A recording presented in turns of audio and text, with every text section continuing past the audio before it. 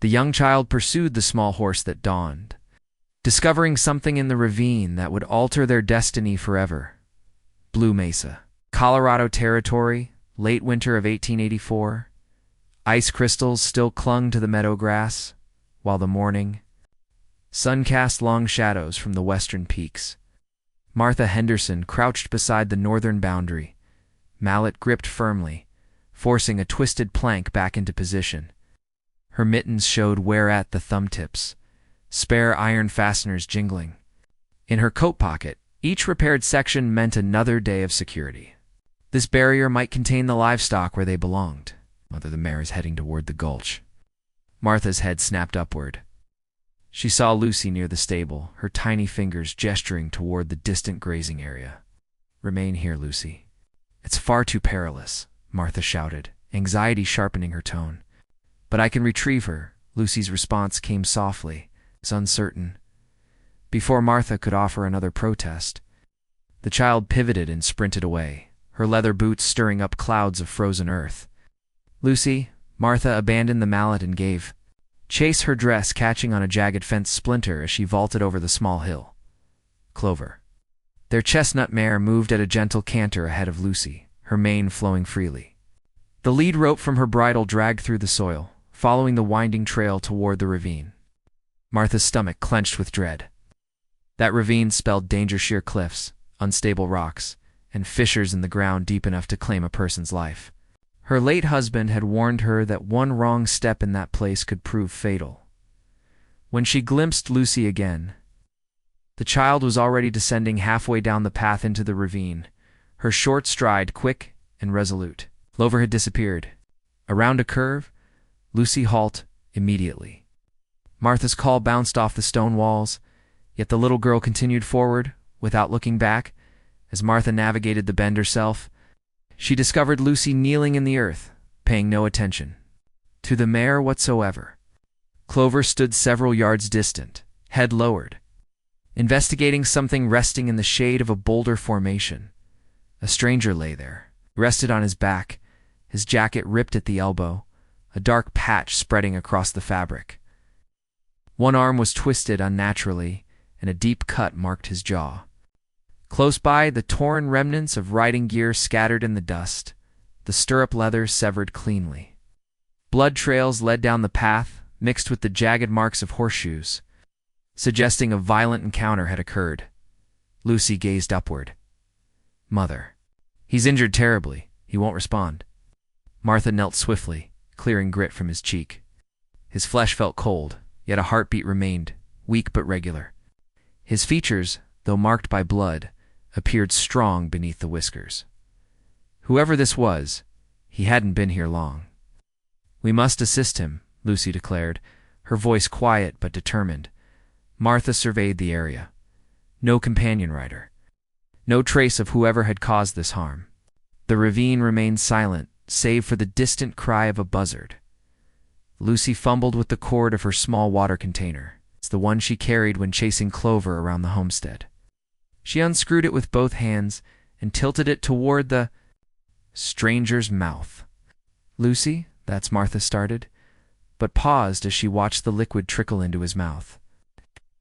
"He needs water," Lucy whispered, though Martha noticed her own lips appeared parched and split. Martha drew a deep breath, then removed her woolen wrap from her shoulders, draping it over the man and tucking it around his form to preserve what little warmth remained. The breeze carried scents of earth and wild herbs, sharp in her nostrils. "Come along, darling," she said softly. "We're bringing him to our home." Clover pricked her ears as if comprehending, and Martha began planning how to transport an unconscious stranger from a ravine using only rope, a horse, and the stubborn determination that had sustained her and Lucy these past 3 years. The ravine wind sliced bitter and harsh as Martha dropped beside Lucy. The young girl sat in the dirt, small palm resting on the forearm of a man collapsed partially in shadow. He appeared to be in his late 20s, broad-chested beneath a weather-beaten leather coat, now stained with blood at the elbow and across his jaw. Lucy stepped backward, stirred briefly. She said quickly, her eyes scanning over him. Then he closed his eyes once more. Martha placed 2 fingers against his throat, a pulse faint but present.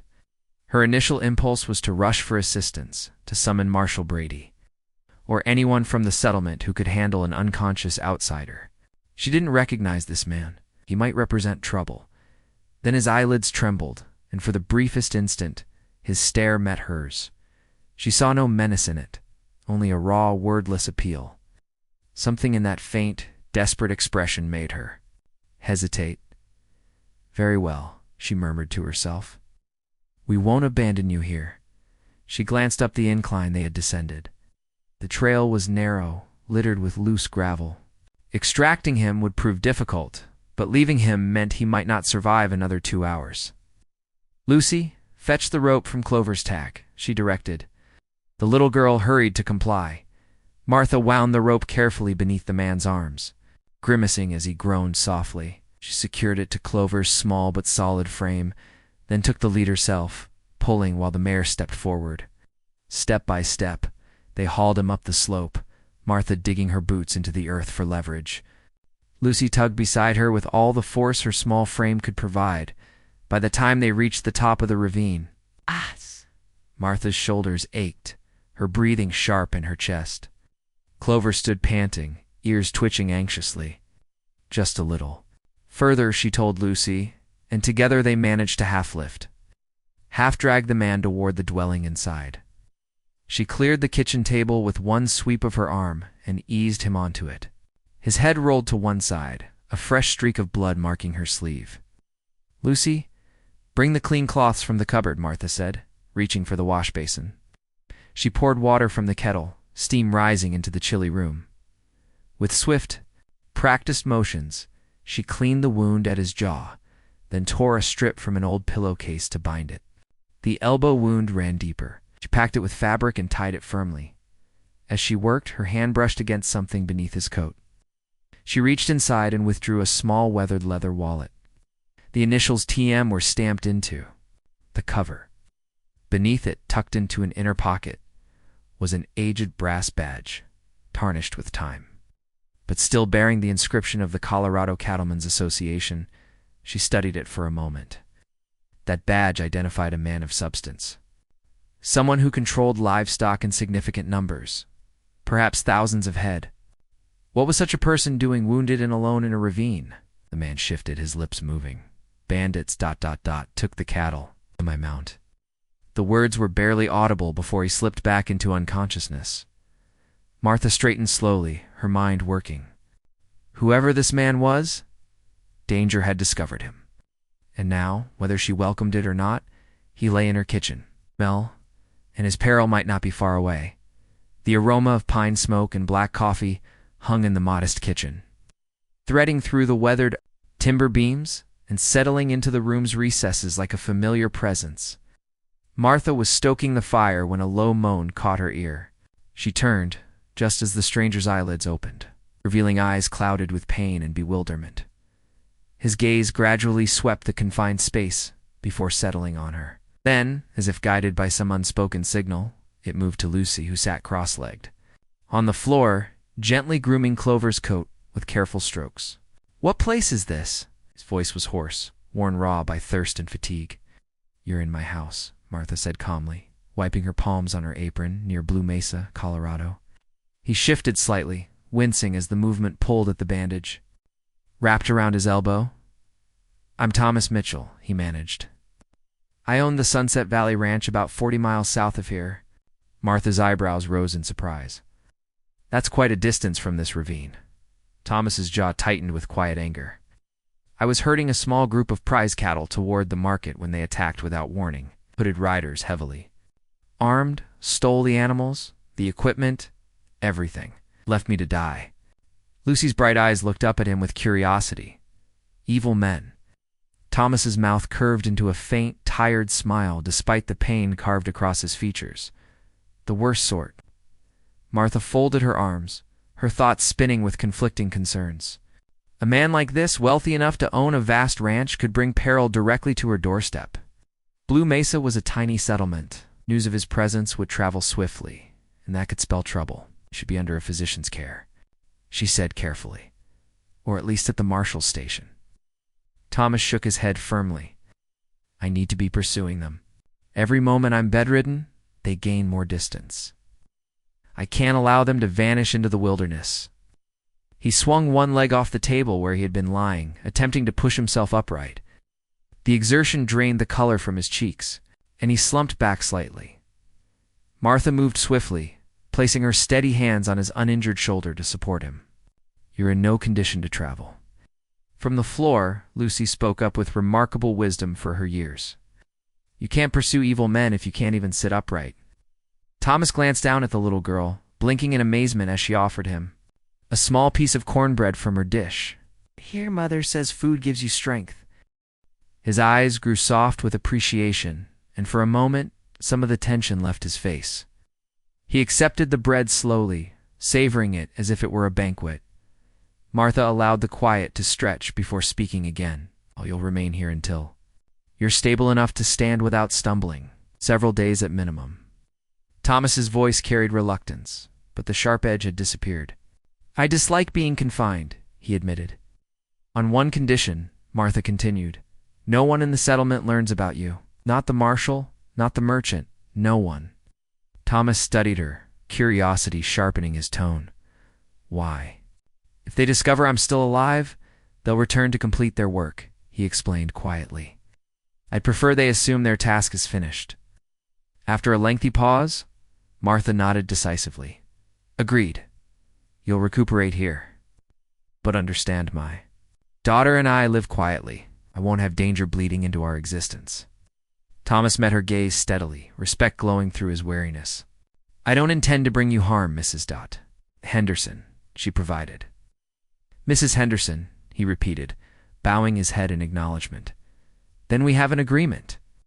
Lucy beamed brightly at the exchange, clearly delighted with her part in preventing the stranger from departing half-dead. Martha, however, kept her thoughts protected, wondering what manner of person could lose everything in a ravine and still carry such quiet determination in his expression. The weeks that followed developed into a pattern Martha hadn't anticipated. Each dawn she would discover Thomas awake early, seated at the table with a cup of coffee Lucy had proudly prepared for him, half filled with grounds, because she hadn't yet perfected the technique. He endured it without complaint, expressing gratitude each time, his elbow mended gradually under Martha's attentive care. She heated water, replaced the dressings, and monitored the wound for signs of infection. You've done this previously, he observed one evening, as she secured the final strip of clean fabric in place. I had no choice, she answered quietly. When my husband lived, the closest physician was 2 days' journey. You acquire what skills you must. By the 6th day, he insisted on accomplishing more than sitting at the table. You have a boundary fence that appears to be standing through sheer willpower, he said, nodding toward the rear pasture. Martha wavered, but soon she spotted him. There, with a hammer in hand, moving more cautiously than he probably wished her to observe, Lucy accompanied him, holding nails and chattering about Clover's mischievous behavior. He also began providing Lucy brief instruction in horsemanship. The secret is earning her confidence, he told her, as the little mare snorted beneath the saddle, not by yanking hard on the reins, but by showing her you're reliable. Lucy glowed, echoing his words as if they were sacred truth. One frigid afternoon, Martha hitched the cart and traveled into Blue Mesa for provisions. At the general store, while measuring grain, she overheard 2 cowhands speaking in hushed tones near the wood stove. Heard tell that gang's still in the area, one said, tying up loose ends. Don't want any survivors walking into the marshal's office. Martha kept her expression neutral, but her pulse quickened. She completed her purchases hastily and returned home, the echo of their words pursuing her along the frozen trail. That night, after Lucy had retired, Martha found a newly sharpened blade resting just inside the rear entrance. Out. She recognized the grip, but the steel gleamed in the lamplight. Thomas sat by the hearth, running a whetstone across his own hunting knife. He didn't glance up when she entered. She understood without asking that he had honed hers, and that he had positioned it there intentionally. Planning to carve meat in the kitchen? She asked casually. Just thought it should be prepared, he said, continuing to work the stone along the edge. She didn't question him further. The action spoke volumes. He had heard similar rumors or sensed the threat, and rather than discuss it, he had equipped her to confront it. Later, as she banked the coals for the night, Martha found herself observing him from across the room. His strength was evident enough, but it was this silent vigilance, the way he protected without ceremony, that stirred something within her. It had been ages since anyone had considered her safety before their own. It was near sunset when Martha heard the sharp clatter of hooves in the yard. She stepped onto the porch, drying her hands on her apron.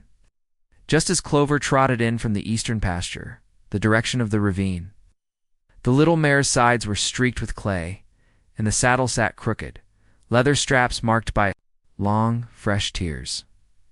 Thomas appeared at her side before she could summon him.